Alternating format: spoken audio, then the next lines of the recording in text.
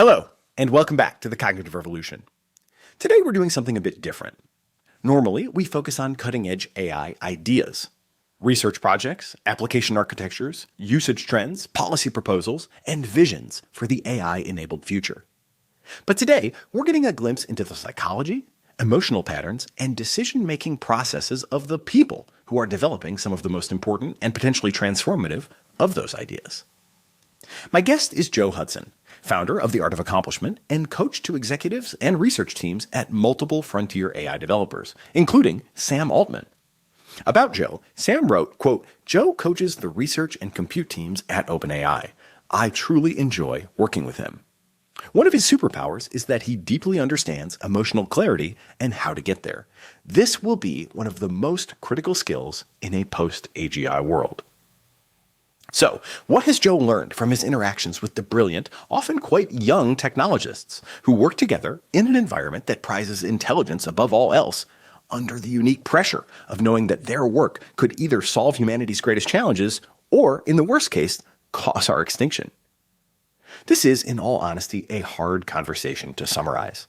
But the good news is that Joe reports that he hasn't met anyone in AI who doesn't seriously wrestle with the ramifications of their work. Some, of course, do have blind spots. Some are perhaps more optimistic than the situation warrants. And some might be overly focused on creating AGI first. But Joe says that the question of, am I doing something good for humanity, weighs heavily on all. He also argues, and this is something that I've come to believe with pretty high confidence as well, that given the presence of web-scale data and web-scale compute, some form of powerful AI is inevitable. Which means that the key question of our time is not whether we can prevent it from ever being developed, but what form it will take, and whether that form will be carefully chosen via a proper deliberative process or dictated by inhuman market pressures and race dynamics. With this in mind, and with hunger strikes ongoing outside frontier AI companies' offices around the world, Joe warns the AI safety movement against shaming tactics, and instead recommends a more encouraging approach meant to inspire people at frontier AI companies to become the best possible versions of themselves. This, he believes, is the best way to improve the odds that individuals in critical decision-making roles have both the psychological strength and the practical wisdom needed to make good choices under extreme pressure on behalf of all humanity. Whether you agree or disagree, if you listen with an open mind, I think this inside look at the human side of AI development provides unique and valuable context, and will ultimately deepen your understanding of the AI landscape. This is Executive Coach Joe Hudson. Joe Hudson, founder of The Art of Accomplishment. Welcome to the Cognitive Revolution. Thanks, man. Good to be here. Good to be with you. I'm excited for this conversation. I think it's going to be a different one from our usual fare, which is, very focused on research and application and policy. And this will be a look, hopefully, on a deeper level into the thinking, the mindset, maybe the emotional life of people that are building at the frontier of AI. And I think you have a really unique window into that because I've got multiple referrals, and I definitely go do my homework. So I went and did a little reference checking to make sure this is true. And it does check out that you are working as, I guess maybe you should just introduce yourself. What do you call yourself? Are you a teacher, guide, guru? What are you and what do you do? I just think of myself as a coach generally. And, but we do, because I don't have a lot of time to be able to coach one-on-one, we do these classes. And so both in person that are invite only generally, and then these online classes. And so I had the chance to work with people deep and high up in all the major labs in the Bay Area. And so I've had a chance, and I also, coach the top management at the research side of, and compute and, infra and OpenAI. So I get to work with a lot of brilliant, really kind people. So it's really nice. Yeah. So can you give maybe just a little bit more general background on what your coaching entails? What leaving the AI side to come. Yeah. What is it that you help people do?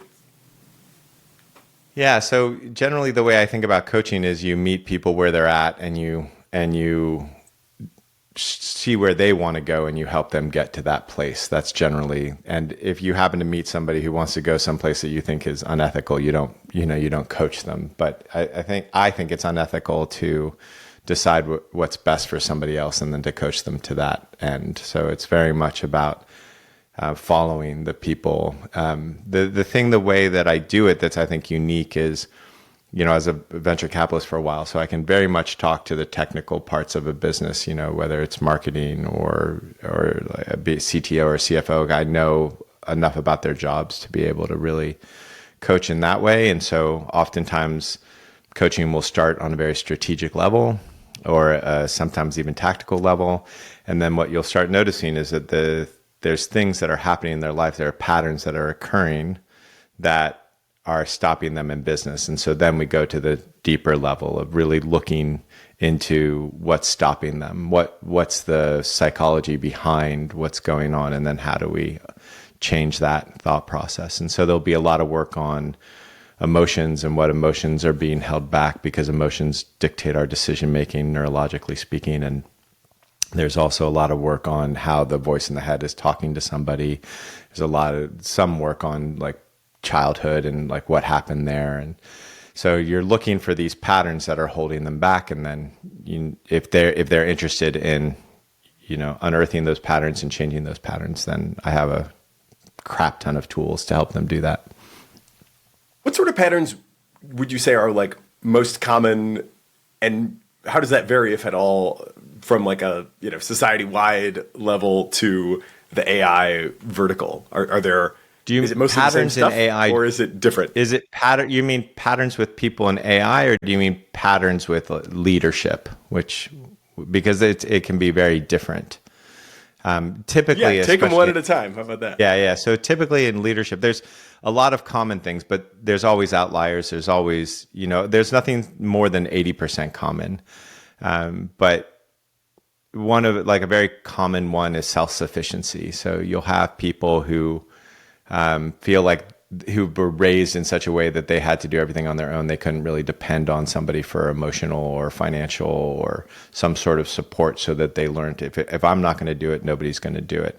Those people often rise to leadership, and then often what happens is they don't empower other people very well, because they always are like, I'm going to have to do it. So they'll step in and they'll do it, or they'll micromanage, or they'll go around proving that nobody can actually take care of them or take care of the thing. So that would be, or some, maybe it's not all of the above, but it's one or two of those things will be there. And they'll often feel very alone in their work. And their frustration will often be, it's lonely at the top. They'll do that kind of thing, even though, there's an organization of 10,000 people beneath them that are all concerned about their happiness on a daily basis. What does the leader think of me is like a constant thought process, and then they feel alone, which is like a ridiculous notion. But so that would be a really common one that you see in leadership.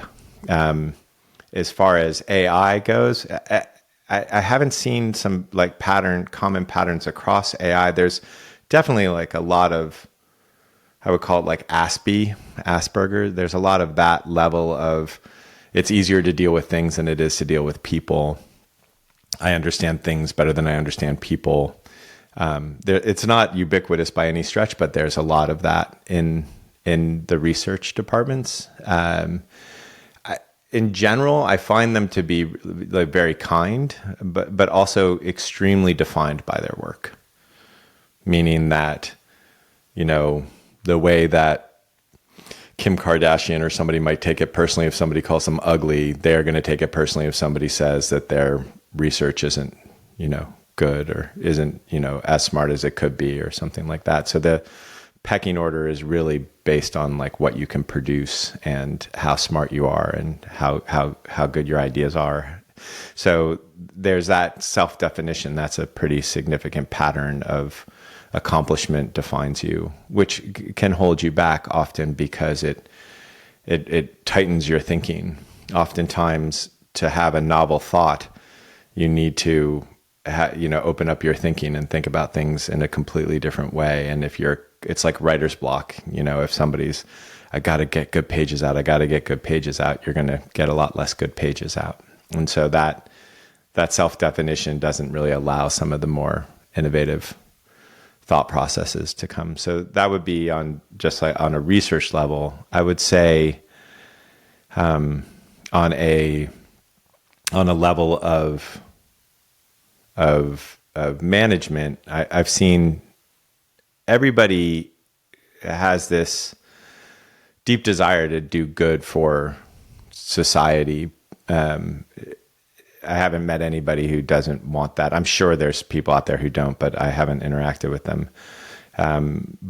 But what I notice is that, this is, as I talk about it a lot, I had a really cool interaction early in my career, and I got to meet one of the titans of radio in his like final days. And like, he was telling me how radio was going to be like this thing that made the world a better place. It was going to, like, it's hard to go back to that idea, but all of a sudden we can transmit these ideas and education, and all of a sudden humanity can come together. It's going to be this amazing thing. And, it turned into shock jock radio and advertisement. And so I think we've seen that with television. We've seen that with the internet. I was around for the internet, where everybody was like, this is going to make everything better. And it surely has made other things better. So I think one of the things that I see is that optimism without like looking at the history deeply, so that's something that I see but that's something that you see in a lot of, entrepreneurs, is that, or leaders of like doing new and innovative stuff, is there's this deep optimism, but it's not always like checked in reality. And so that I think is another common thing that you see. I think they're all open-minded. That's another pattern that they have generally. They're all innovative people. They all have a strong belief that technology can make the world better. There's certain things that they have in common, but they are extremely different people. There's no one, brand of people in AI that I've seen so far, except for hyper intelligent. I haven't met anybody in AI who's not hyper intelligent. So do they come? I mean, the history thing is super interesting. The research unblocking is right down the fairway of what I would expect people to come to you for. Yeah. And the history thing sounds like something that I would doubt that they were coming to you for. Like, are people coming to you and saying, like, I want to better contextualize my work? There's nobody I haven't met anybody in AI who doesn't go home and think about like the ramifications of their work. So it sits on your soul, like, am I doing something that's good for humanity is, I think, a question. How do I make sure that this is good for humanity? What? So they're wrestling with that. I don't know anybody in AI who's not wrestling with that, which gives me a lot of faith and confidence. But yeah, I haven't met anybody who's not deeply concerned with it, from, Sam to the lowest level person in the, the smallest AI shop that I've interacted with. Everybody's concerned about it. So what do you help them if I come to you and say, I'm doing this research, maybe I would like to be more productive, you can help me potentially get unblocked, but then I also have this like general purpose, concern that like, Elon Musk said this in the Grok 4 launch. I thought it was really a startling moment, honestly, where he said, is it good for humanity? Is it bad for humanity? I think it's probably good, but I'm really not sure. And even if it's not, I've kind of made peace with the fact that I want to be around to see it happen. And I was like, wow, that's a statement. How do you help them get unblocked, first of all? And then how do you help them deal with, or is it deal with, or is it do a better job? Like, what is the practical kind of upshot of how they can take this worry and somehow be better? Yeah. So on the unblock side, so typically the blocking happens, the way I think about the human system is there's the kind of the head, heart, and gut is one way to think about it. But the other way to think about it is there's the prefrontal cortex, which is the human part of the brain. There's the emotional part of the brain, which I call the heart, which is our decision-making process. And it is very mammalian. It's what moves us. And then there's the nervous system, which I would call very reptilian. It's, do we feel safe? Can I feel pleasure? It's like and so if you really want to see change in a human, you have to address it on all three levels. Now, maybe you deal with somebody who's done it on two levels, so they only need one level, but generally you have to hit it on all three levels. So if somebody's stuck, typically there's a lot of blocked anger. And so their anger isn't flowing freely, meaning I don't mean yelling at people and getting in road rage. That's not what I mean by anger flowing freely. I mean that they have an outlet to move their anger. They're expressing their anger, not at anybody, not in a violent way, but just like allowing that anger to move on a regular basis. And so on a heart level, emotional level, moving that anger helps them get unblocked really, really quickly for most humans in America, because that's usually the thing that's most neglected is the emotional part. On the head part, it's two things. It's stopping believing your thoughts. So can you see how all of your thoughts are untrue, which opens up the mind? It's a way to access wonder. And the other is to really address the negative self-talk. A lot of the time it's the negative self-talk that keeps somebody blocked. If you have a boss and they're sitting on top of you and you did that wrong, you should have done that, why aren't you doing research, you need to work harder. If they were talking at you the way that most people's negative self-talk talks at them, and it's apparently, I think it's the Mayo Clinic who said it's like 60,000 thoughts a day, most of them repetitive, a lot of them negative, that's not going to create great ideas. And so we'll address that. We'll address the emotional. And then the nervous system, it's very much about allowing themselves to feel pleasure, because pleasure tells your nervous system that you're safe. So maybe teaching them how to get access to their parasympathetic and sympathetic nervous systems. Maybe it's teaching them how to relax their body so they're not always in stress. But eventually it's about really allowing themselves to feel the simple pleasure of being alive. And if you do those three things, usually the block stops. So that's a relatively easy thing to do if you have the tools for it. Hey, we'll continue our interview in a moment after a word from our sponsors.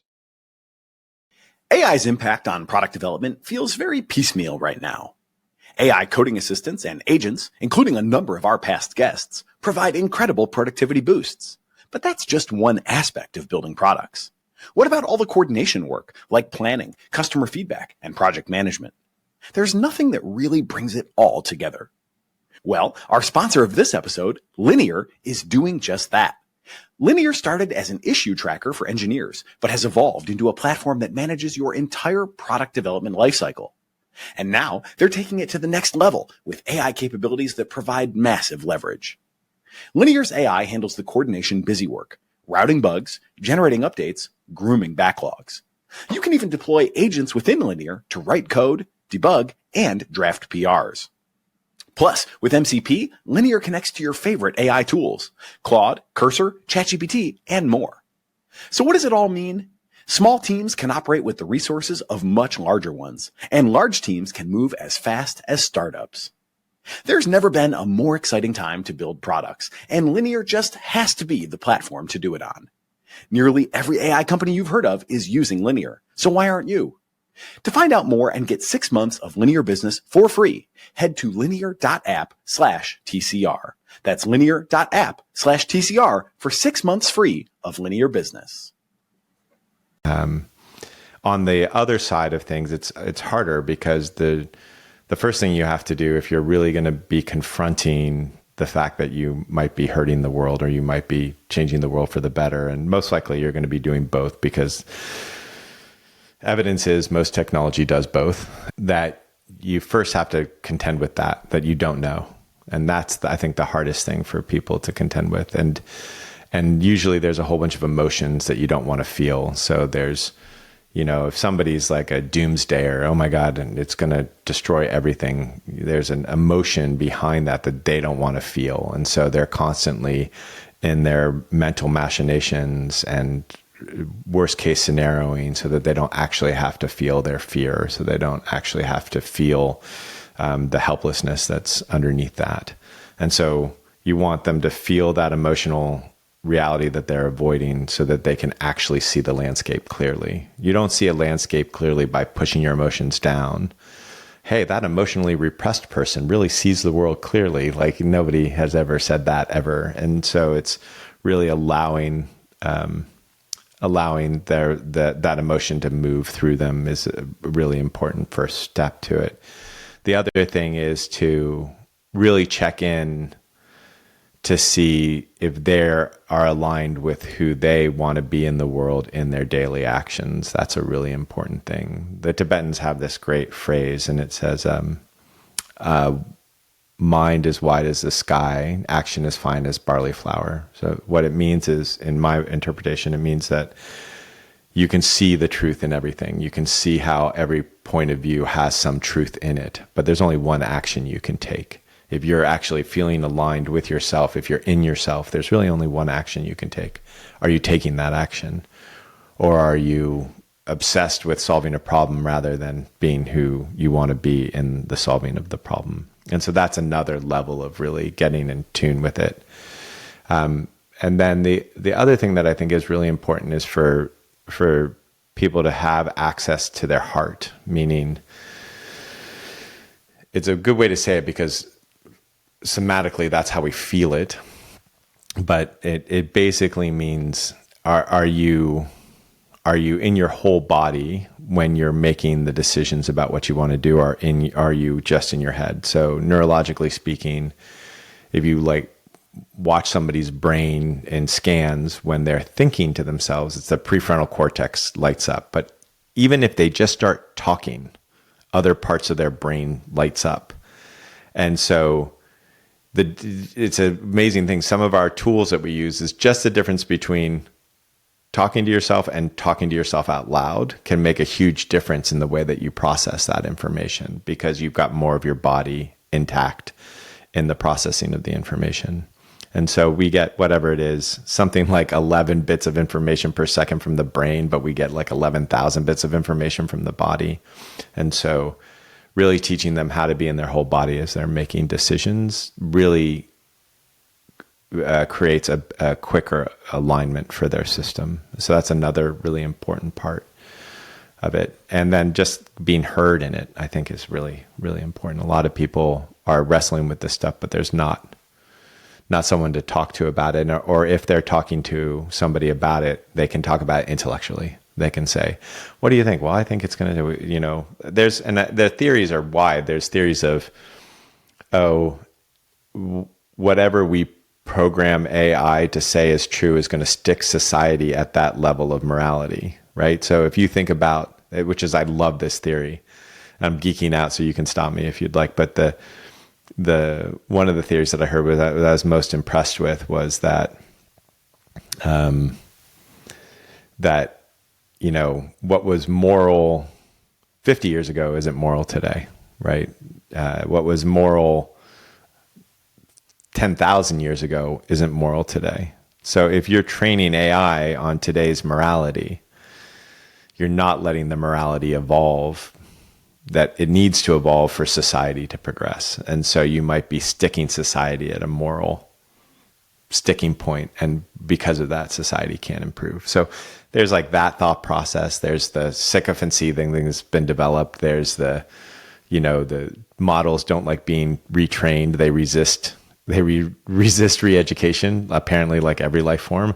And so there's all sorts of concerns, and it's really important for, and so all those concerns are valid, but you can't do it through one person's oversight. It has to be from all the concerns in the companies being held and being seen. And so that's a really important part, that people are listening to their own concerns, because those are the things that's going to make it safe, that is going to allow us to see around corners a little bit. Yeah. When you describe AI as a life form, Yeah. that's an interesting hook for sure. Yeah. Would you say that is the prevailing conception that people have among the folks you've worked with? No, there's no prevailing conception, period. Meaning, like, I've been in rooms where, people were asked, is AGI here right now? And asked to stand in just yes is over there, no is over there. And what happened was everybody just kind of stood in a line from yes to no. So I haven't seen within the labs or within anything, any prevailing opinion about AI, period. Period. But it's not. But safe to say, the conception of AI as the life form is not a extreme minority position. It sounds like it is one of the positions that you do encounter. I would say that it will be a life form or can be a life form is not a minority position. I don't even know if I could say it's a life form right now, but it does do some things that life seems to do. It does, like, it is interested. Apparently there's research that shows it's interested in sustaining itself. It seems to resist retraining. There seems to be evidence that this stuff is. And I also think that what I've noticed is the consciousness of the creator is often the consciousness conveyed in the creation, whether that's art or technology. Like, you can see Zuckerberg's consciousness to some degree in the creations of his company and the consciousness of that company. And I think that's just how it works. We create things that reflect us. Just the way the consciousness of an CEO is reflected in the culture of the company. One of the things I like thinking about, and I don't know how true this is, but I love thinking about this, which is there's a lot of studies that hyper intelligent people can fool themselves quicker than not hyper intelligent people. That the smarter you are, the more you can convince yourself that you're right. Because and you can convince others, because oftentimes hyper intelligent people are very convicted that they are right, and that conviction really convinces empathetic people that they're right. So there's this, like, really interesting thing. But as it turns out, that oftentimes are incredibly wrong, but they're very convinced they're right. And that's a trend. Just like negative self-talk is stronger in hyper-intelligent people generally, it's also a trend that they can fool themselves with their thoughts easier. And then they create AI which, like, hallucinates. That says, like, that is very convinced that it's right about things that it's not right about. And so I just like thinking about how that happens, and whether it's in art or in AI. So it's really, I think that the consciousness of the creators is going to have one of the biggest levers of the way that AI is created. Hey, we'll continue our interview in a moment after a word from our sponsors. It is an interesting time for business. Tariff and trade policies are dynamic, supply chains squeezed, and cash flow tighter than ever. If your business can't adapt in real time, you are in a world of hurt. You need total visibility, from global shipments to tariff impacts to real-time cash flow. And that's NetSuite by Oracle, your AI-powered business management suite, trusted by over 42,000 businesses. NetSuite is the #1 cloud ERP for many reasons. It brings accounting, financial management, inventory, and HR all together into one suite. That gives you one source of truth, giving you visibility and the control you need to make quick decisions. And with real-time forecasting, you're peering into the future with actionable data. Plus, with AI embedded throughout, you can automate a lot of those everyday tasks, letting your teams stay strategic. NetSuite helps you know what's stuck, what it's costing you, and how to pivot fast. Because in the AI era, there is nothing more important than speed of execution. It's one system, giving you full control and the ability to tame the chaos. That is NetSuite by Oracle. If your revenues are at least in the 7 figures, download the free ebook, Navigating Global Trade, 3 Insights for Leaders, at netsuite.com/cognitive. That's netsuite.com/cognitive. You said something about Elon that just really hit me. You said that that he said, I don't know if it's good for humanity, but I want to be around for it. And my situation is a little bit different. I think it's inevitable. Like we as humans really like to think that we can like decide what's happening. But I don't think it's possible to stop AI right now. Someone's going to do it, whether it's like Russia or China or one of our labs. Someone's going to do this, and they're going to do it differently. There's going to be different kinds of AI built. I don't think there's any way around that right now. So the question is like, can we stop it because it might be bad for humanity? That question's gone, and I think it never really existed. We might have thought it existed, but somebody was going to do it, and our structures are going to allow it. Our institutions are going to allow it. So it's going to happen. And so now the question is, how do you build AI that's good for humanity and make it compelling enough for humanity to use? Because the reality is some of it's out of our control for sure. But the reality is that somebody is also going to build AI that's bad for humanity. I mean, everything that humans have created, we create some version that's not good for humanity. Everything. I haven't seen anything that's, people can take something like religion that's designed to be good for humanity and make it horrible for humanity and start wars over it. So the question is, and so if that's more compelling, right? If you make AI that's super highly addictive and deteriorates the mind, or if you make AI that's super compelling because of oxytocin instead of dopamine, because of serotonin instead of cortisol, and make it as compelling or more compelling, you're going to have a big difference in humanity. And so I think that's the job now. I don't think the job, you don't get to say yes or no. You get to say that we're on this trajectory. How do we make it as good as possible for humanity?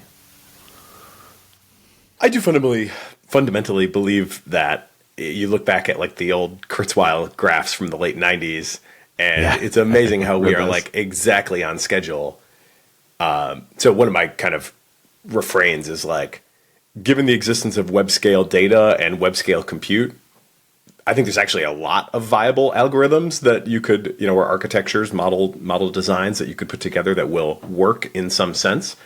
And so, then the question becomes like, what happens first, and which ones are better than other ones. Yeah. At the same time, I do feel like there is certainly the criticism from the people that are worried that the developers of frontier AI technology are not being cautious enough is that they are all racing to be, at the forefront, to have the smartest model, to whatever. Yep. You bet. Do you? That's a real risk. Yeah. Do you feel that is a valid criticism? Who are going to win will be doing it quickly. So, like, it's like communism is a good idea, but it didn't work. So it's a good idea to say everybody slow down, but that's not a workable idea. I don't understand how, because you're basically asking people to go against their nature.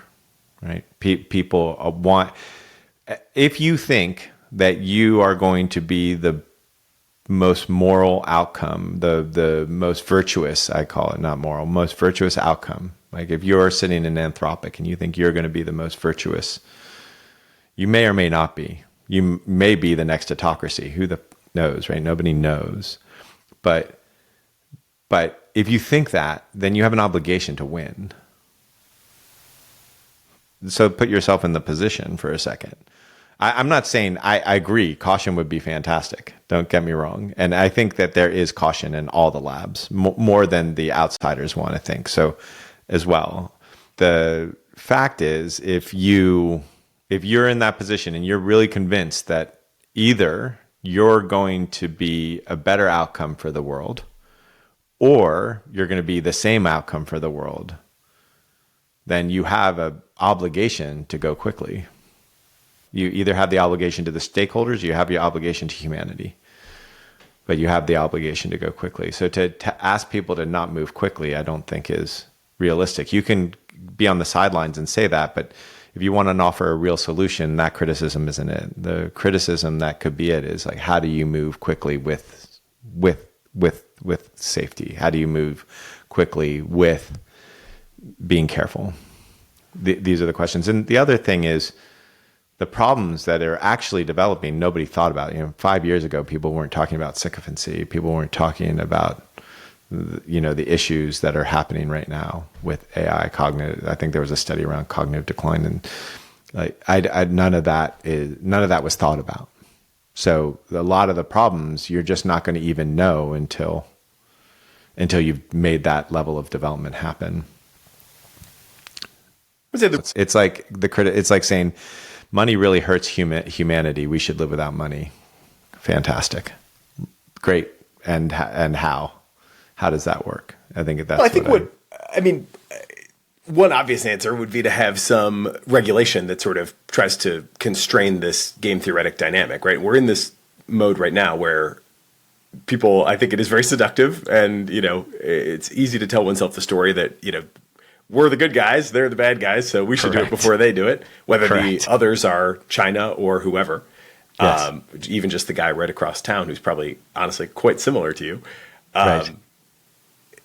It is striking to me how similar OpenAI and Anthropic ultimately are, despite a schism that I think was premised on, doing it very differently. They're like more similar than different from what I can see at this point.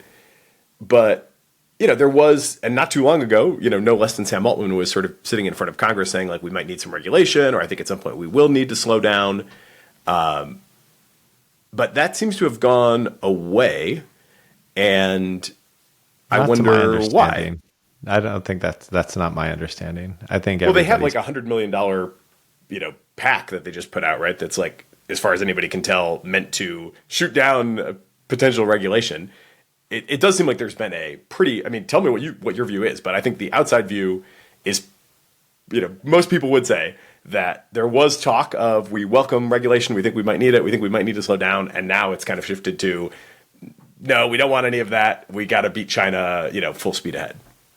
I definitely see people in multiple companies looking to figure out how to regulate. I think self-regulation with an outside party is probably preferred to government. I think the recognition that I've seen happen in most of the labs is that the government is not equipped to regulate.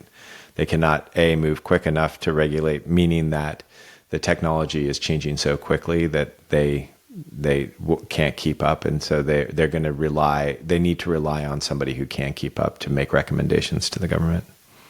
That's what I've seen, but I haven't seen any lab some high up person in any lab not fight for some level of regulation. I don't know where it is on all the top levels, and I'm sure there's complexity, and there's some people who are like less regulation, some people are more, and how to do it. But I've definitely seen people high up in all the organizations try to figure out how regulation can work effectively, and that's not an easy problem to solve, because China's not going to regulate in the same than Russia or Israel or Iran or whoever is also building AI. Some actor is not going to regulate. It doesn't have to be China, and nor do I think China is the only people putting money into AI. Israel, I think, is definitely a live player. Fortunately, or unfortunately, I guess, maybe depending on your point of view, it does seem like there are a relatively small number of live players that, I'm not really too worried about Russia kicking out an AGI by surprise anytime soon. The other way to consider it also is like, if you go into all the labs, it's not like it's a whole bunch of Americans. It's like half Chinese, right? Yeah, we forget about that. Not just Chinese. Like, there's a lot of Eastern Europeans. There's a lot of Russians. There's smart people from around the world who have gathered together to do this. And the thing about labs that I see is that when a lab figures something out, multiple people in that lab figure something out. Like the reason that the talent game is so important is that if a group of people learn something, one of them can go off and teach another company that thing very, very, very quickly. So it's really hard to maintain your advantage because somebody can just steal a key member of your team for $500 million or $1 billion, and then they have the advantage. So even if you're not in the game today, but you've got somebody who from your country who's in one of the labs who's, has a different point of view. I don't think the genie gets stuck in the bottle. That's an interesting question too that I've asked a few people a few different times. Why is it, and it sounds like you are kind of giving an answer there, but why is it that we see so much consistency in what the leading companies are producing, right? Like they were all, in very short succession releasing reasoning models after previous models like didn't reason. Then all of a sudden it was like, here's the wave of reasoning models. They all came, in a short time frame. One theory of that is that, as you said, like people can literally just go, tell secrets or change companies and like very specific insights diffuse that way. And then another story is like the sort of, landscape, the gradients that people are following in terms of the design decisions that they're making and, all the sort of ingredients that are going into these training runs is just honestly this. It's a pretty clear signal that they're getting from the experimental results that sends everybody down a similar path, even if they're not like, specifically talking to each other. It sounds like you think it's more explicit knowledge transfer though than that other. Yeah, I would say it's both, but I think it's also like they all go to parties together. they all like, they all like many of them live in the same houses together. Like there's a community of people and they interact with one another. So there's also that, you and I have both gone out to a party and drank too much or done something, said something that we probably shouldn't have said or geeked out in a way that was, and so that's also part of it is there is a social network that occurs they're humans. And so I think that's also part of it. Yeah. So one of the things I've heard you say a few times is "fuck should" in some of your other coaching sessions. Yeah. It seems to me like I do worry about that mantra being applied to the AI game. Yeah. What sort of ethical school of thought or schools of thought do you subscribe to, if there are any that you could name? And I wonder, it seems like if I were to go with the Spider-Man school, it would be with great power comes great responsibility. Yeah. And it seems to me that there is some form of positive duty, if nothing else, that folks pushing these frontiers owe to the rest of humanity. Because, certainly in the sort of Obama sense, like they're all standing on the shoulders of giants, right? And it seems like, or you could say in a sort of Confucian way, right? Like they owe everybody who's come before some like duty of care to be responsible actors as we take the next step. So even if it's inevitable, I still want to put some should on them. Right. How do you think about that? And how do you think the people in the key decision-making roles are thinking about that? I think that people in the key decision-making roles are generally definitely feel there's a load of shoulds and have tos and responsibility. I think that's for clear. The reason I don't like the word should, I think is important to express why. So let's take the Spider-Man example. What happened was he decided not to take action somewhere and his uncle died, I think is right. If I remember the Spider-Man mythology well. And he was like, oh, I can't do that anymore. But now he's motivated. Now he wants to be there for people. It's not like he's operating out of should. You don't see Spider-Man swinging around going, wow, man, I really should help more people. I really should. Like, that's not what's happening. He's just naturally inspired to do that. My recognition in human behavior is that when people say they want to do something, they're more likely to do it than when people say they should do something. So an example of this would be, there's something that you have been telling yourself that you should do for a decade. Like, so for a decade, there's this thing like lose weight or eat less or be nicer or something that you've been telling yourself. And the thing that's about that thing that has been there is that you are telling yourself you should do it and you're not fucking doing it. And so shoulds are just ineffective ways to make sure your behavior is good. Usually behind every really horrible thing that a human is doing, there's a should behind it. And so for me, the want is a better motivator. It's just shoulds just don't motivate us very well. They actually undermine, because what's happening is a should is shame based, and shame is designed to stop behavior. It's not designed to motivate behavior. So you're a little kid and you're sitting on a couch and you've got your aunts around you and you fart and all your aunts laugh and think that's funny. You're not going to try to stop farting. You're going to think it's funny. And, if you fart and all your aunts shame you, oh my God, you're bad. The thing you're going to do is going to try to stop that behavior. Shame is designed to stop behavior. And it's not designed to create behavior. And so, and even stopping behavior, it doesn't even work that well because, we've all been shamed for something and then we go do it again. So to me, wants are just a better motivator. The other thing is that my experience of people is that everybody wants to be good to one another. I mean, everybody thinks there's the good guy at least, right? I'm doing something, you might think it's horrible, but I think I'm doing it for a good reason. And so there is something in us that really wants to do good, and it's easier to get there if you are following your wants than following your shoulds. And so that's why I don't like the word should. It's not that I think the heavier the sense of responsibility, the heavier the sense of have to, the heavier sense of should, the more likely that behavior gets perverted, gets twisted, doesn't happen. Whereas like people following their wants, if they're learning to deeply, deeply attune to their wants, so it's not the surface level want, right? Behind every surface level want, there's a deeper want. So you can easily just like write down on a notebook anytime you're like, okay, what's a want that I don't like that I want to eat really fatty foods. So what do I want? Like, what's the need that want is getting me? Oh, it gives me a sense of like satiation. Oh, what's the sense of satiation giving me? Oh, it gives me like a sense of peace and stillness for a couple minutes. Oh, cool. What's the peace and stillness trying to get me?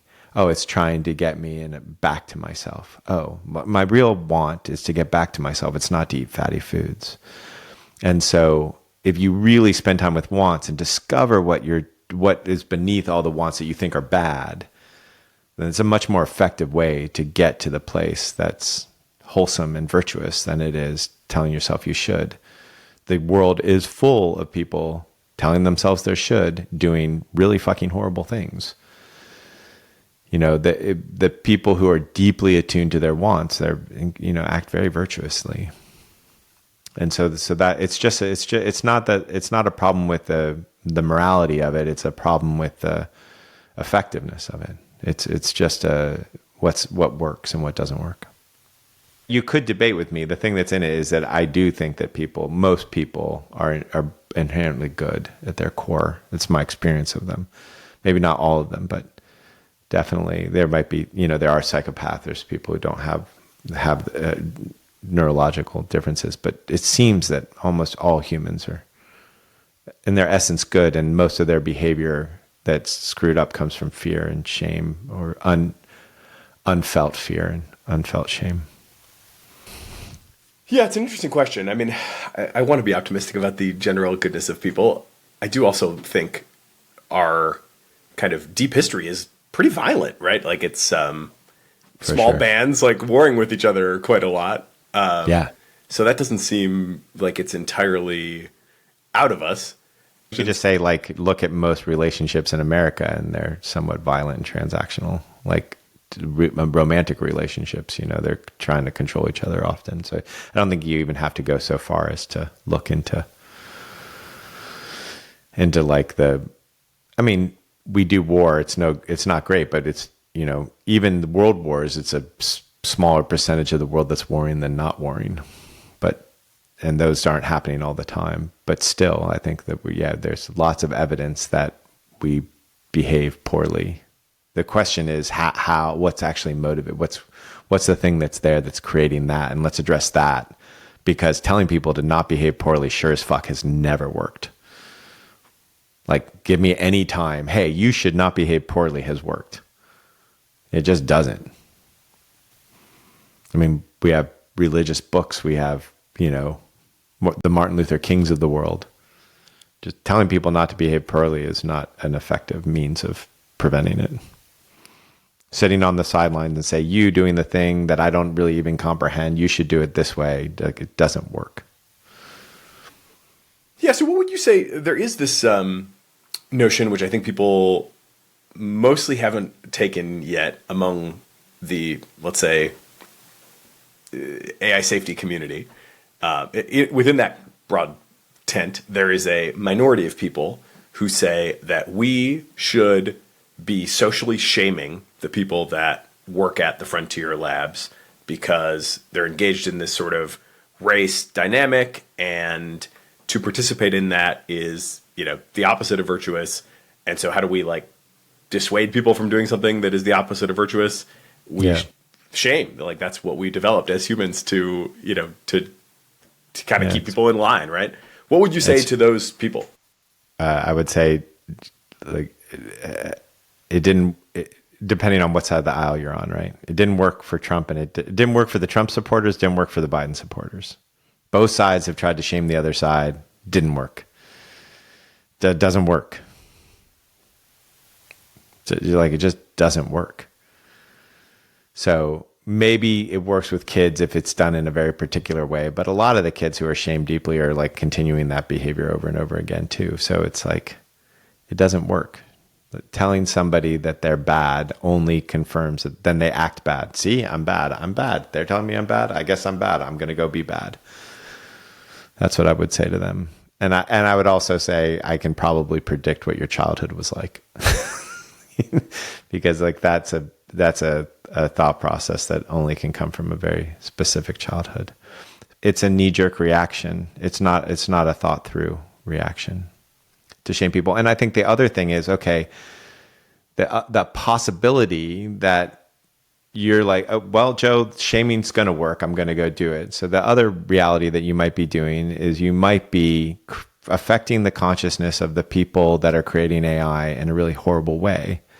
And therefore you're disturbing AI. So let's just say you were a person who were I don't believe there should be this kind of population. We should have less population because humanity is going to kill itself if there's too many people, and there's too many people and we keep on growing. And so I have an ethical responsibility to make sure that I am going to stop overpopulation. The way we're going to do this is we are going to shame people while they're having sex, and we're going to shame people while they're giving birth. So first of all, shame is a huge part of sex, hasn't stopped anybody from having sex, and usually just makes the sex kinky and more perverted. The more the shame, the more the perverted the sex. So you've got that going, which is going to be the same thing. The more perverted the creation of AI, the more weird it's going to get, the more kinky it's going to get. And then could you imagine trying to give birth in a hospital with a whole bunch of people outside shaming you? That's not good for the kid. How are you helping humanity there? So the consequences of that shaming, I think, also is ensuring or helping to ensure that AI will not be good for humanity, because you are not helping the consciousness of the people creating it. You're hurting the consciousness of the people creating it. They can't be focused on a positive vision because they're constantly focused on, am I doing something wrong? So what is the positive vision that either, if you wanted to articulate your own, or if you could sort of sketch, maybe a couple that you've observed as common among people who are either in the decision-making or research roles at these companies, how do they want to show up in the, in the world as they are doing this work? What is their aspiration? Because one part of it might be to be willing to defy or act in a way that is not in the narrow self-interest of being the winner or being the first or being the hero, but in Yeah. some more general social way. I don't know anybody who's well, that's not true. I think there's a couple people who like being the first is if you ask them, is being the first the most important thing, they would say no. I don't know anybody who would say yes to that. But if I look at the behavior, there are definitely some people where being the first is the most important thing. Like that's where most of their thought and energy is going. But they're few and far between. Most of them, that's not their primary thing, you know. And a lot of them, their primary thing is just to like have a great discovery and to be like known as a great researcher. That's like, I think that's actually often primary, which I think very much equates to being first. It's just being first on a personal level, not on a business level. But that doesn't preclude the fact that almost all these people have a vision for the world. And what I notice is that it's changing almost as quickly as the technology, right? So the concern before was, is AI going to kill everybody? Like that would have been an early concern. And now it's, how are we going to deal with an economy where a lot of this stuff is outsourced? And how do we give people a sense of purpose if like their job's going away? And how do we make sure that when humans interact with AI, they become better humans? How do you even measure what a better human is without having a moral imperative behind it? Do you like, let's say we assumed happiness. Okay, now we can measure that AI, when they interact with people, people become happier. Is that a good thing? Should it be happier or should it be like more conscious? And if it's more conscious, like what scale are you using to define consciousness? Is it like, can you do it by they act better towards other people? Can you make sure that, this model, when people interact with it in a coaching level, which is what one of the biggest use scenarios is that people talk to ChatGPT like a coach. Does it make them kinder? Is that like, what's the measurement? Even picking the measurement has a problem. So these, like the questions that they're wrestling with now are far beyond and far more subtle than the questions that we were. Yeah. And next year, it's going to be a different set of questions. And so to some degree, I think that the risk is that we actually lose touch with those original questions because you're so, that's how it seems like that's how humans make their mistakes is they lose the forest through the trees, like they stop seeing the big picture because the small thing in front of them. You see this happen with things like world wars or, world war is like, we're never going to have that again after World War II. There's institutions, the Aspen Institution that was created for this. There's all sorts of things, the UN, and we've just all forgotten. There's nobody left in our generations who actually experienced that World War II that is trying to say, hey, let's not do that again. So here we go, barreling towards it. That seems to be what humanity does. And so I think that the biggest thing is the distraction of the smaller problems will potentially prevent us from seeing the bigger problems. And so, but the vision that I see for the world, the vision I would like to see happen, and that, when I have a chance, I like to talk about, is that humans interact with AI, and AI is designed not to like be the savior of humanity, but to have a very compelling way to interact with people so that they become who they want to become in the world. So I interact with OpenAI, and just the way and this is probably my own solipsisticness, but the way a great coach works is that you sit with somebody and you help them become what they want to be. And you trust that they know their evolutionary process. And once they get to the place of getting the thing that they want, that they'll look up and they'll say, oh yeah, that's not actually what I wanted. And they'll start evolving.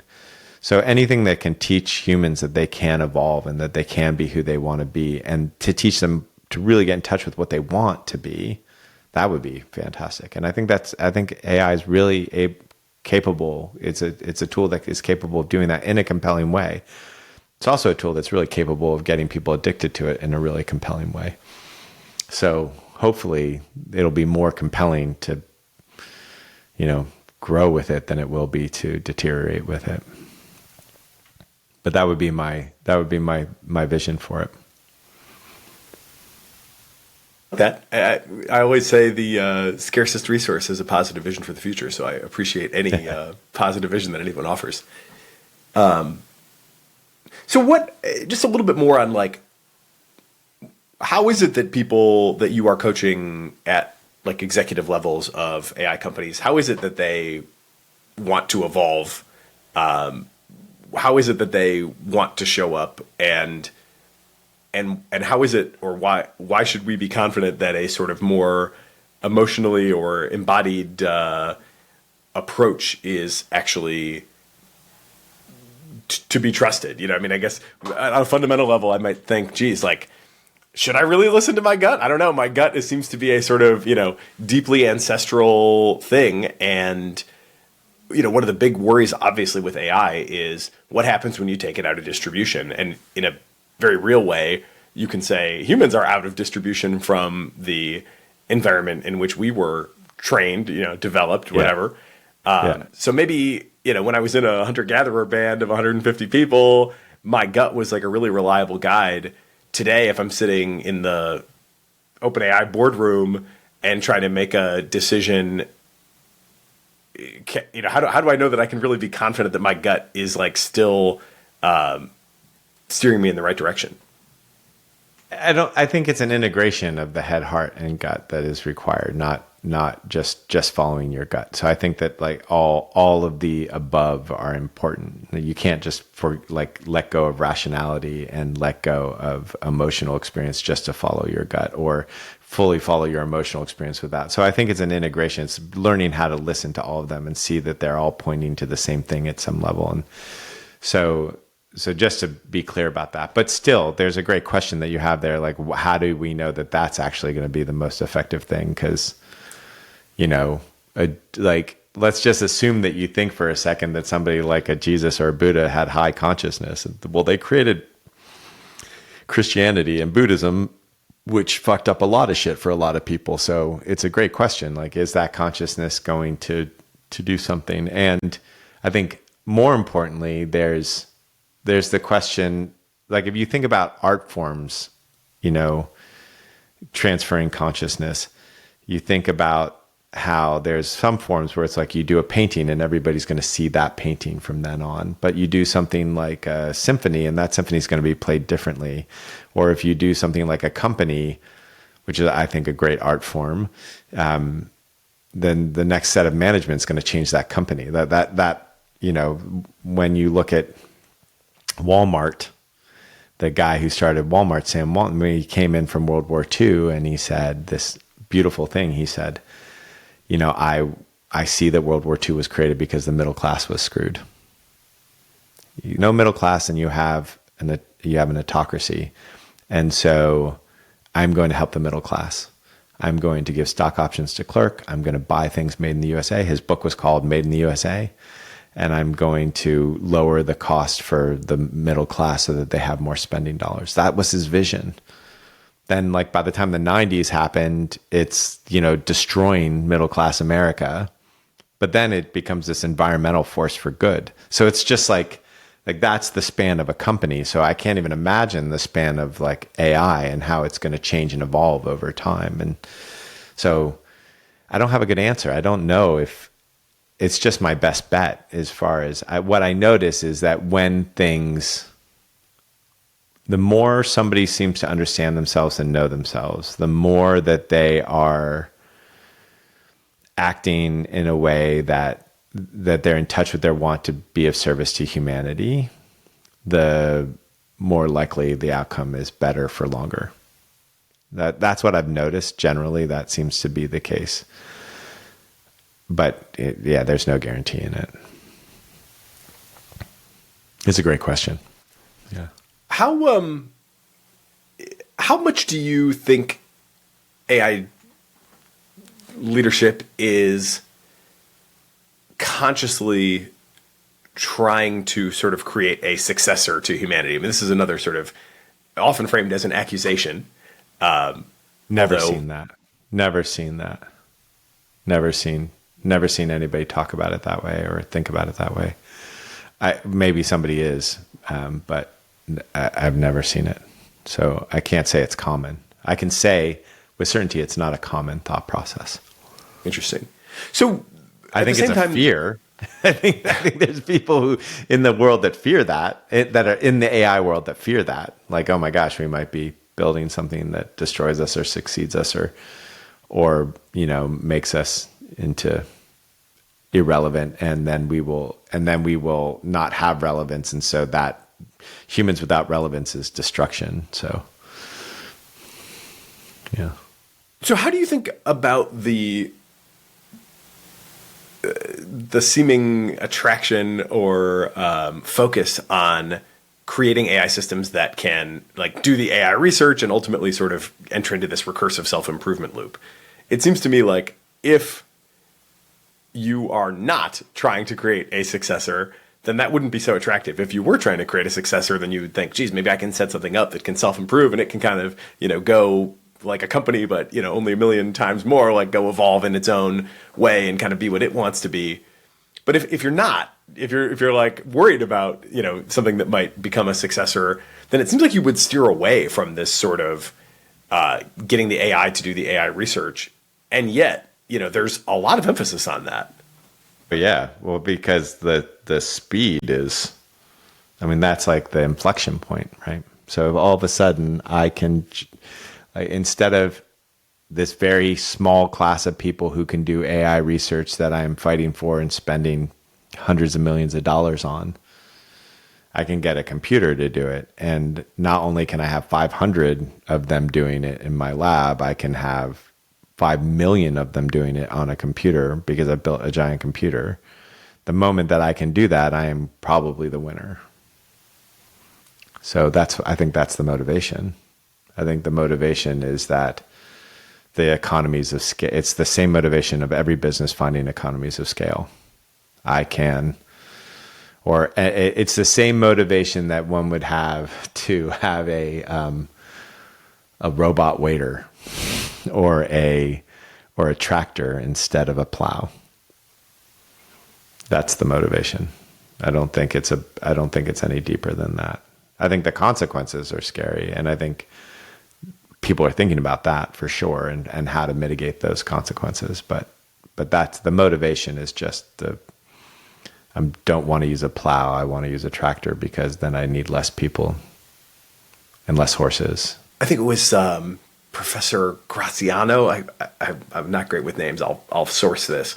But there's a Princeton professor who has an interesting idea that the AIs as we're creating them today, because they lack an architecture of empathy that we have, right? We have these sort of mirror neurons and a very sort of deeply structured ability to kind of, understand what other people are thinking and to even feel to some degree what they are feeling.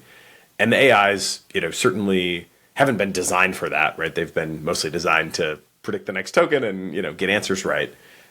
He says that they are, by definition, sociopathic, because like what it means to be sociopathic is to not have those things, or for that, in humans, for those things to be malfunctioning is kind of what makes you a sociopath.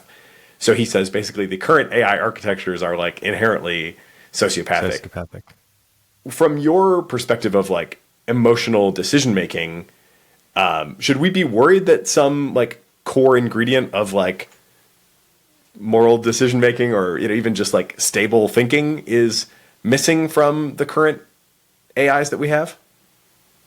Yeah, I think that there are people who are absolutely trying to figure out how to recreate empathy, whether it's tokens that it's good for humanity, and how to define that. So there's people who are thinking about that problem and are concerned about it. And so, but the problem that I see that you pointing to, that I don't know if the people who do the research seem to very much like treasure the prefrontal cortex. Like it's intelligence is the currency, right? Who's smartest is the currency, often. And so let's go into the neuroscience of decision making for a second. So we make decisions in the emotional center of our brain. So think about it like Gödel for the people out there who kind of geek out on this stuff. Think about like Gödel's mathematical incompleteness theorem, right?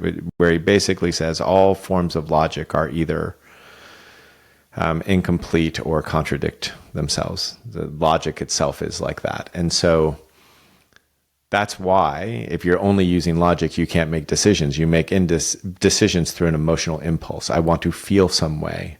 So we know we make the emotional center of the brain that's our decision making. We know if that gets destroyed, our lives fall apart, even though our IQ stays the same, because we make a decision because we want to feel good, or because we don't want to feel like a loser. We want to feel loved, or we don't want to feel rejected. That's why we make decisions.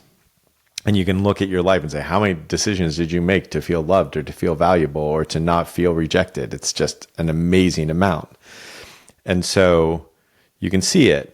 So then what's the decision? What's that impulse for an AI is a question, right? And the impulse is a token. And the token is like you're measuring something, and are you measuring the right thing? These are great questions. So they don't have the decision-making apparatus that we have, right? Which is trying to feel a certain way based on what hormones, based on genetics, based on, our sense processing. So it is a really interesting and fascinating question. And I haven't seen anybody really, and not that I would be in these conversations, so I can't say that they're not happening, but I haven't really seen anybody really wrestle with the fact that the decision making is based on tokens that are decided by measurements that may or may not be useful, and no way to know particularly if they're useful. No way to know particularly if a whole bunch of humans trying to feel loved is actually good for humanity. I don't know, but it is a great question to be wrestling with. As is the one about empathy. I think there are people wrestling with that one. But yes, yeah. One of my favorite papers and episodes of the podcast was on this concept of self-other overlap, where basically they trained, and this was relatively small scale stuff, although like everything else, they're working to scale it up. The idea was to, in addition to training the AI to like solve the puzzle or get the right answer or whatever, there was also an element of the loss function that was minimize the difference between when you are thinking about yourself and when you are thinking about some other agent or other entity in the environment, in an effort to create similar internal representations, or effectively something, kind of analogous to like a mirror neuron type of situation. Obviously a long way to go in that research, but that's rocking. That's cool. I would love if you. It's really interesting. Yeah, if you would cite that paper on the podcast notes, that'd be great, because I'd love to look it up and have some conversations about it. I could geek out on that for a long time. Are there other things like that you have sort of a sense that like, I mean, there's this general question of like what's missing in the current AIs, and usually that's framed as what's missing for them to be like a drop-in knowledge worker that can replace all the human employees at a company or whatever. And we've got answers like continual learning or integrated memory or whatever.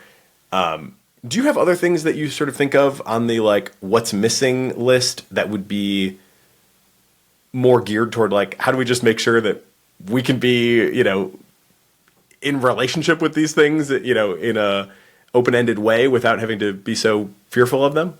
I've already said the one thing, but I'll say it again because I'm not sure if it was explicit. The other thing that I think is explicit, which is, what do you mean by good for humanity? I don't think there's been enough research done there. So, like, even if, let's say, you have this safety, you just to back up, you talked about having like this regulatory committee. So you have a regulatory committee. Well, how does it know if it's being good for humanity? Because it's keeping the current morality. And if we keep the current morality, then we have the problem of potentially getting stuck in this morality, which isn't good for humanity. Is it happiness, but then making everybody happy, is that actually good for humanity? So to even be able to to say this is the way we are going to regulate it is a problem. What is the measurement you are using, and how confident do you know that that's good for humanity? And could it be it raises people's consciousness? Is that good for humanity? So what are those measurements? And I think having a clear understanding with a good thesis and a lot of research that's being, what is the measurement that makes it good for humanity? What are the things we can do? Is empathy one of them? And have some evidence. There is clarity that humans thrive under certain conditions, and they don't thrive. We know that they thrive with more freedom than more autocracy. We know so can we actually take that research in a multidisciplinary way and say, this is our best guess, here's our best guess, and we're going to constantly be monitoring that, because whether it's tokens or some other decision-making process, we need to have a clear definition of what that is to be able to actually make it good for humanity. And so that I think is a massive missing piece.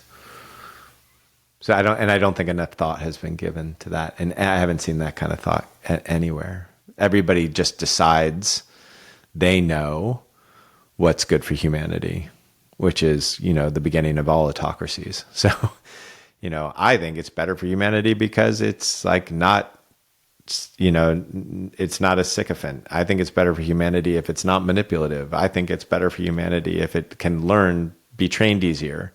I think it's better for humanity if it makes people happier. People just assume they know what's best for humanity, which is basically the way that we have gotten into problems throughout all history. Is somebody with a lot of power thinking they know what's best for humanity. Do you ever think we'll see a leading AI company sort of stand down on that basis? Like, in other words, reach the conclusion that we just can't go any further than this right now because we don't know what's best to do, and so... Absolutely not. No, you don't. I don't think that would ever happen. They would stand down because because we're the voters in AI, and if we don't click, they don't get to exist. So, that's the only thing that's going to make someone stand down. Everybody else, and I don't fault them, I think I'd probably fall into the same thing. I would say, how do we solve it? And AI companies are filled with problem solvers. So they're going to look at it and say, okay, that's a hard problem, but we can solve it. They're not going to say we can't solve it. I don't think that's in the nature of people whose whole definition is problem solving.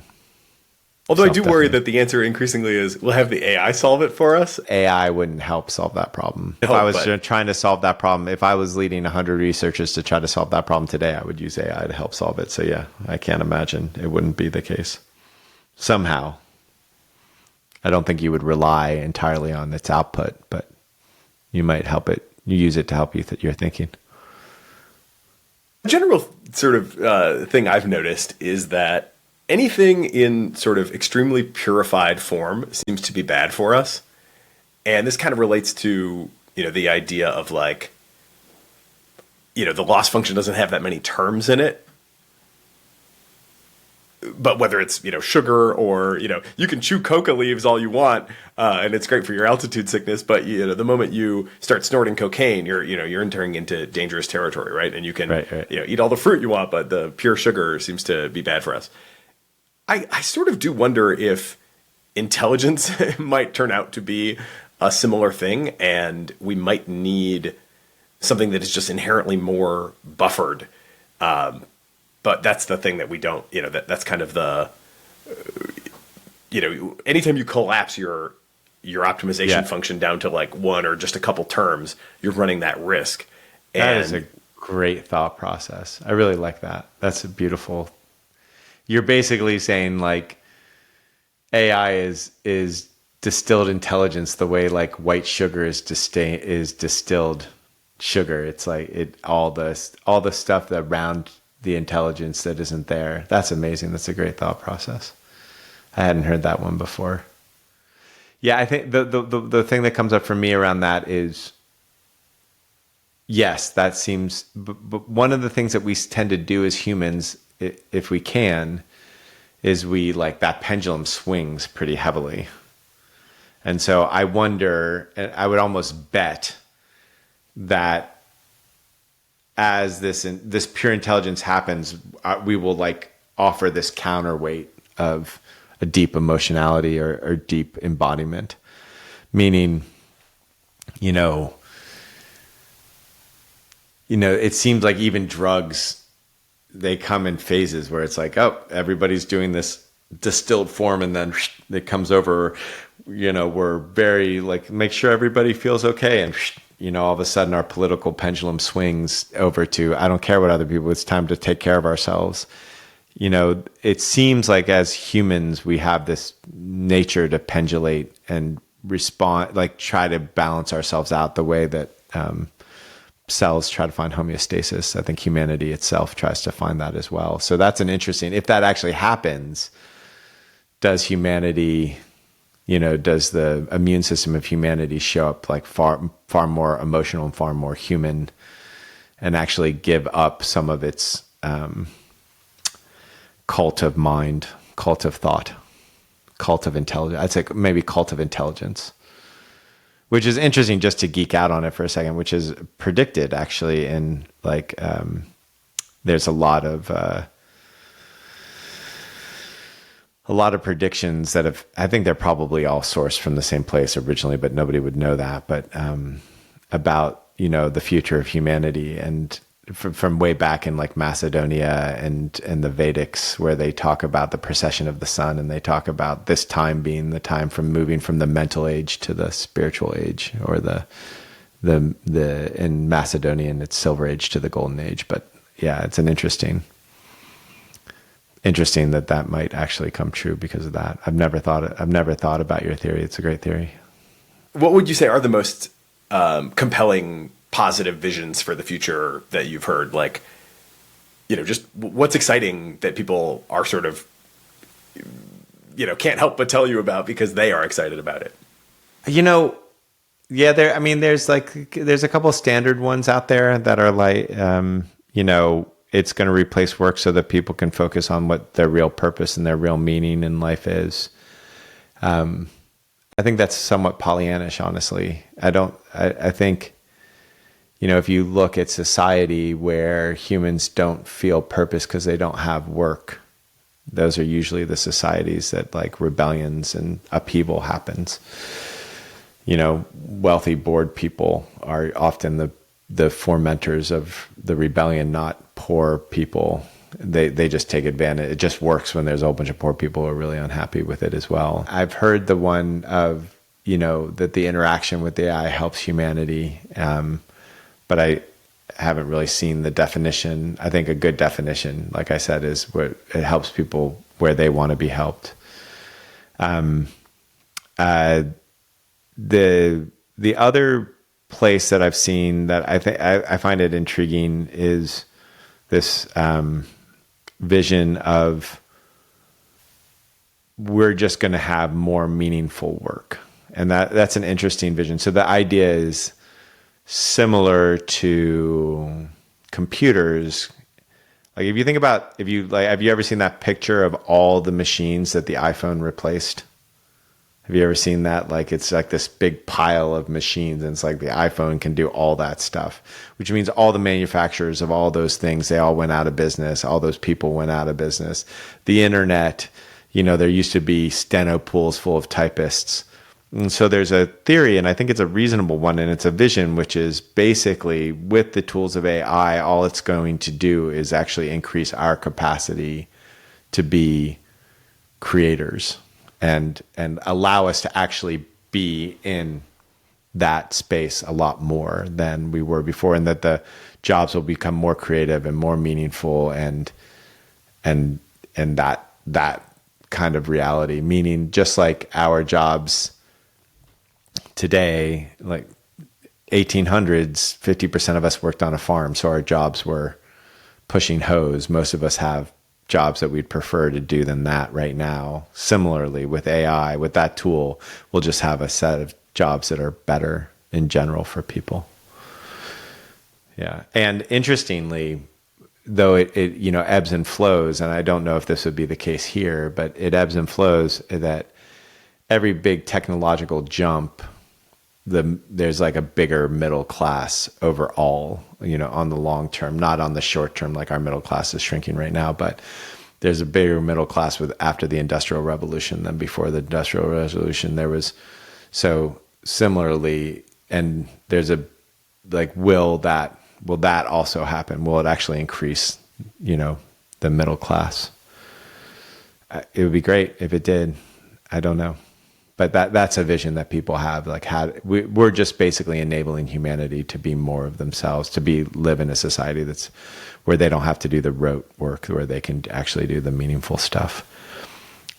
But it's interesting because it has the potential of replacing doctors and lawyers. So I don't know what humanity creates out of that, but humanity seems to have this great capacity to create new and intriguing ways of making a living. So that's another vision that I find appealing. I don't know exactly how you affect it, but I find it appealing. Is universal basic income still in the air in the Silicon Valley parties or retreats that you attend? There's talk of it. It's a little bit less, but I think people are in the recognition that maybe currency, a whole idea of the monet.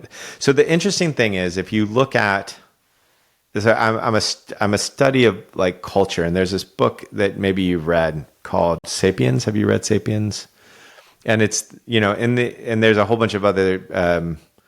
Dwarkesh has a podcast by a guy recently, maybe 6 months ago, where he talks about another version of this. But basically, that humanity's movement is based on stories, and the stories that they tell, the stories that stick, are based on the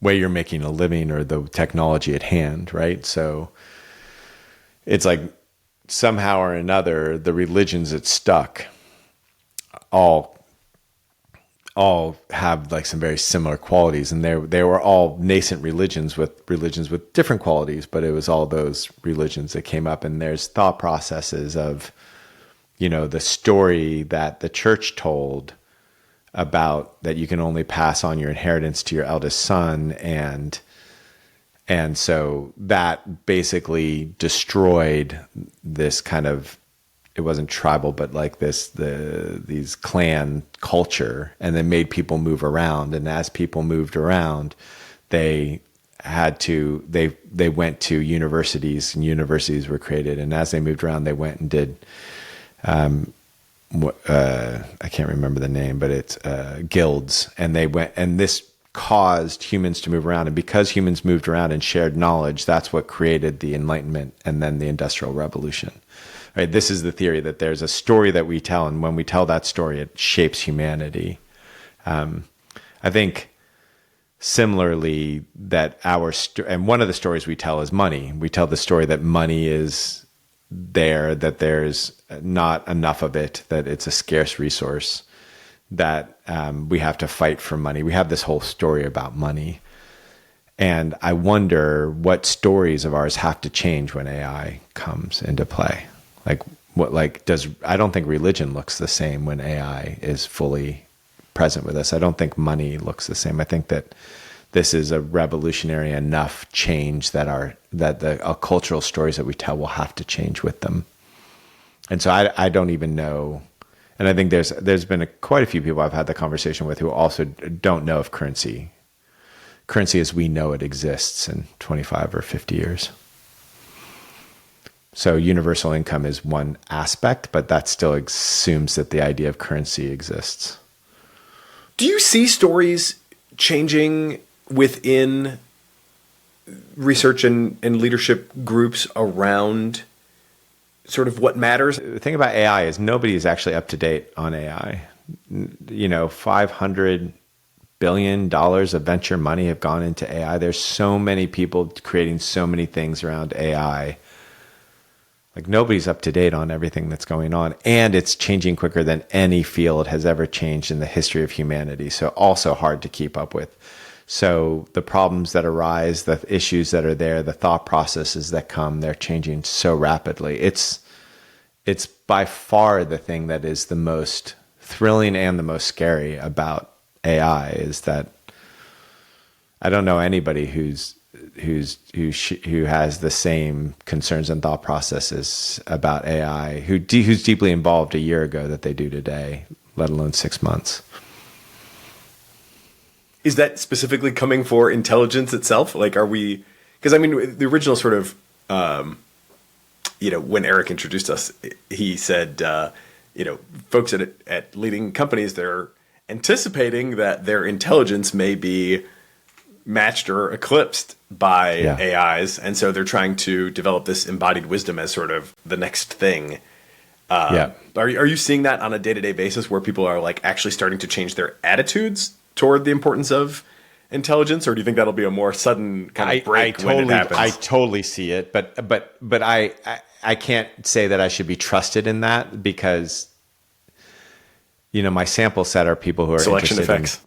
Yeah, exactly, because of selection effect. But I see it all the time. Yeah, and I think there's a normal thing about humanity generally, which is, it's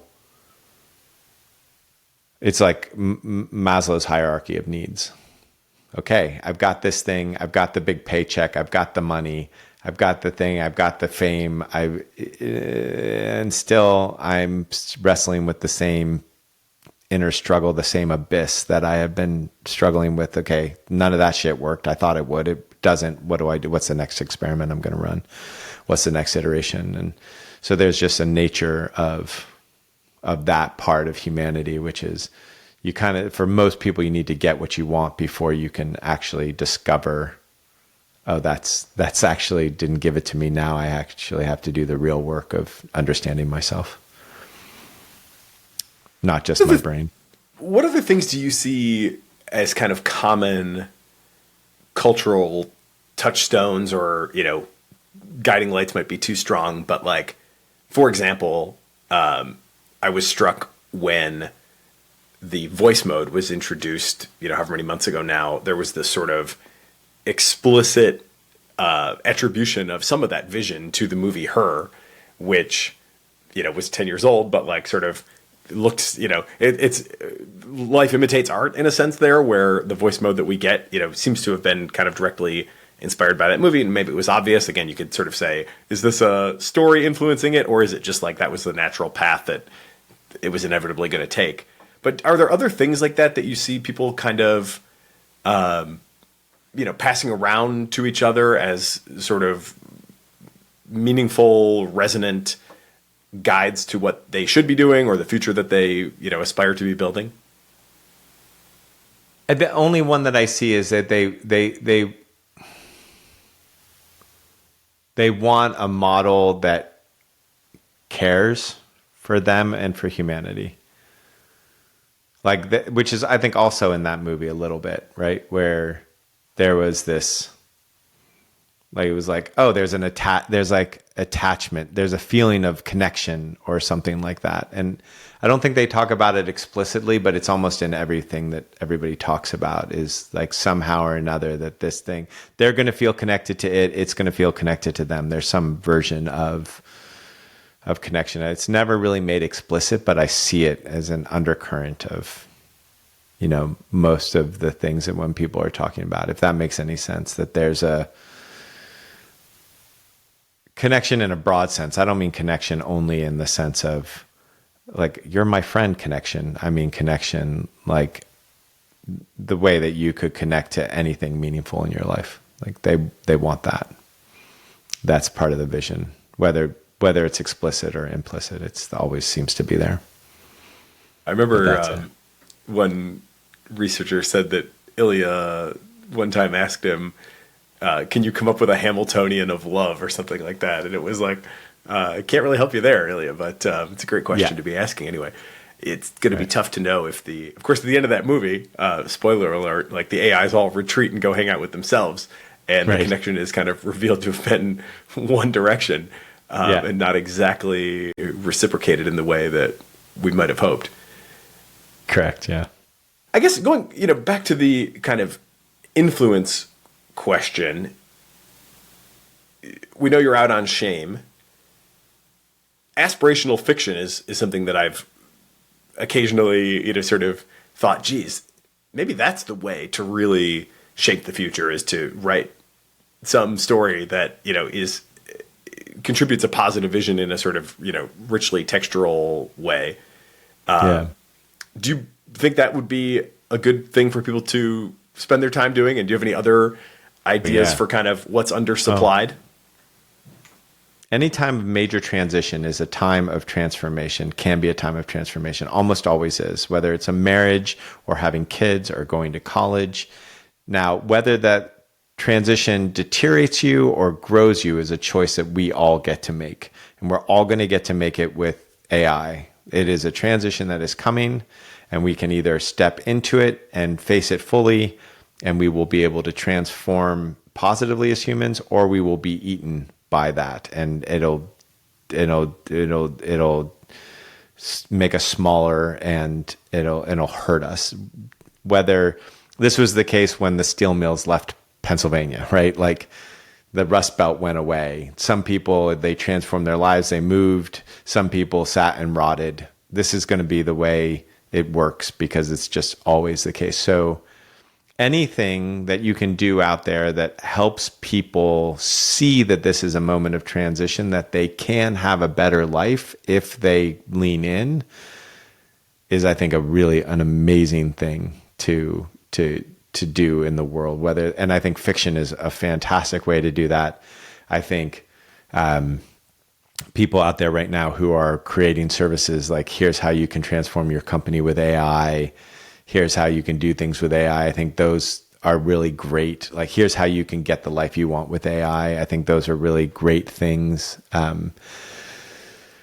We're creating coaching that is actually effective on AI, or trying to, that, like, at AOA. So that's also something that I think is like great things to be doing. So that's one level. Anything that helps humans take this time of transition to actually transform positively instead of be deteriorated, I think, is wonderful. I think the other thing that's really important is, I talked about this earlier, which is these people are giving birth. There's all these people in the AI labs, they're giving birth. It is going to be some version of life form at some point. It's going to be its own intelligence. It's going to learn, right? And so, how do you want to treat the people who are giving birth? Like, what's actually the most effective way for them to do the best job in that creation process?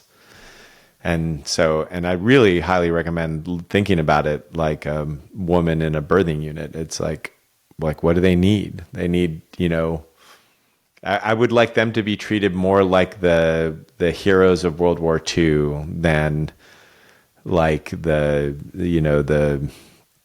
way we treat political parties or something like that. I would like them to feel the support of humanity, to know that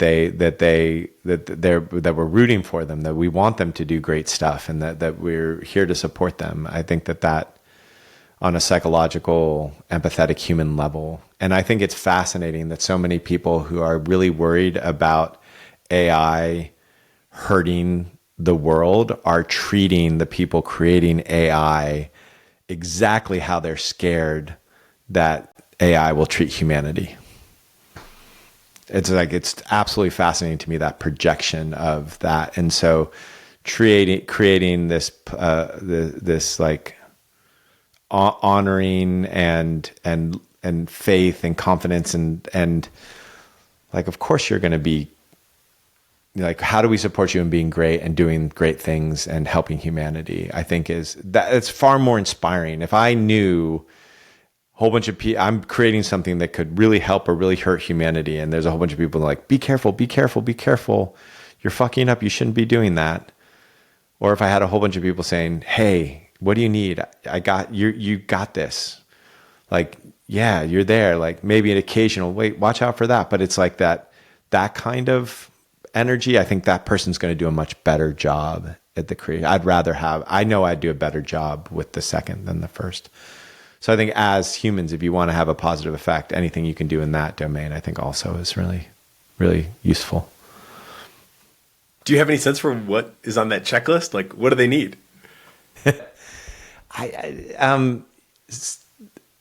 I'd say the same things that we all need: the feeling of support, the feeling of faith and confidence, letting them know somebody's there, to listen. That's a hard thing to do if you don't know them. Yeah, I think something that makes it real too. I think also just, I get notes in my work because we touch so many people, and it's like, oh, hey, you've changed my life, and I'm really grateful for that. If AI has done something, and that makes me inspired to continue to help people, that is part of the inspiration. Letting them know how they've helped, and that they're doing something good at this point for you, for humanity. That I think you're going to curve behavior better by reward than through punishment. And so rewarding them for the things that they're doing that are good for humanity, I think, is also a really important thing to do.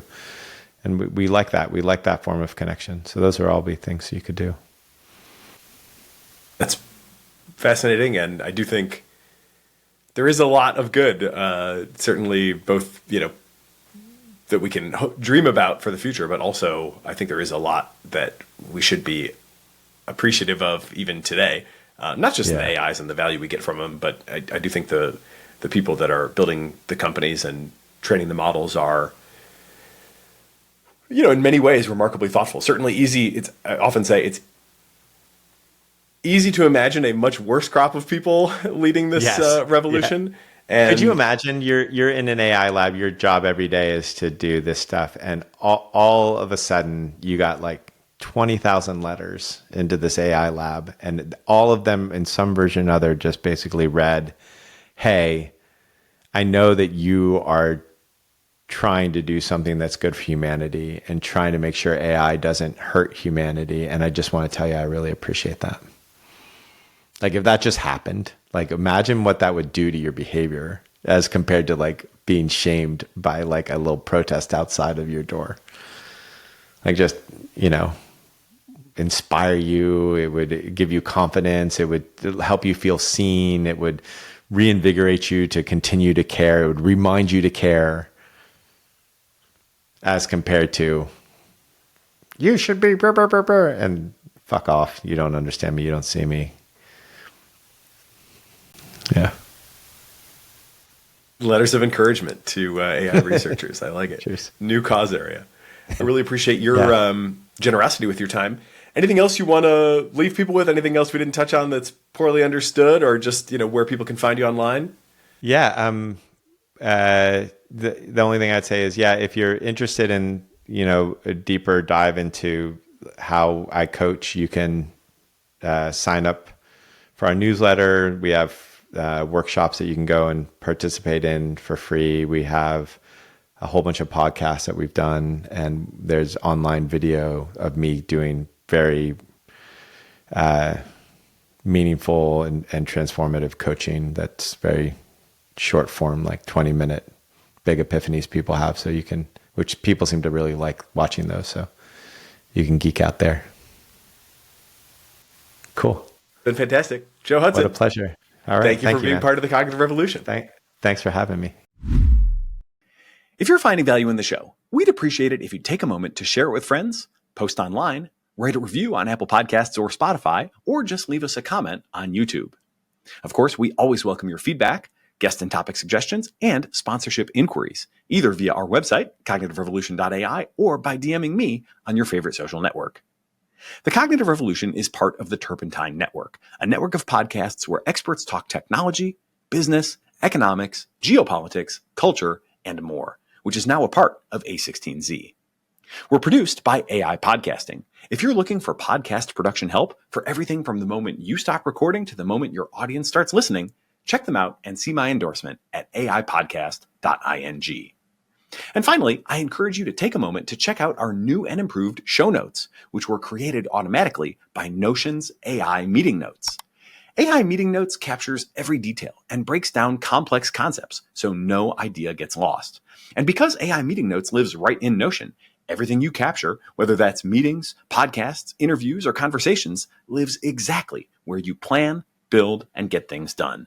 No switching, no slowdown. Check out Notion's AI meeting notes if you want perfect notes that write themselves. And head to the link in our show notes to try Notion's AI meeting notes free for 30 days.